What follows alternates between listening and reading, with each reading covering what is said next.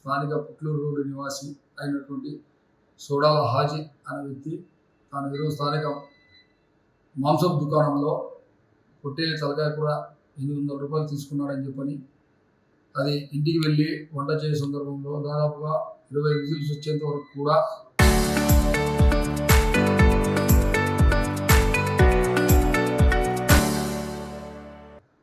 అది ఉడకలేదని చెప్పని, సరైనటువంటి ఈ కూర ఇవ్వడం లేదు, మాంసం కూర ఇవ్వడం లేదని చెప్పని పోలీస్ స్టేషన్కి రావడం జరిగింది.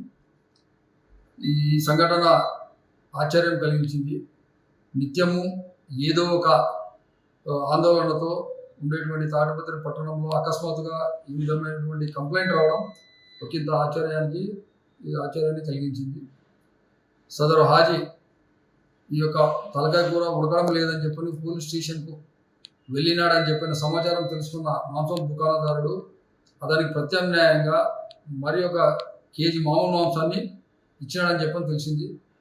ఈ సందర్భంగా ప్రజలకు తెలియజేయడం ఏమంటే, తాడిపత్రి పట్టణ పోలీసు వారిని ఆశ్రయిస్తే ఎటువంటి సమస్య కూడా పరిష్కారం అవుతుందని చెప్పని ఒక నమ్మకం ఏర్పడింది అని చెప్పని ఈ ద్వారా మీకు తెలియజేస్తున్నాను.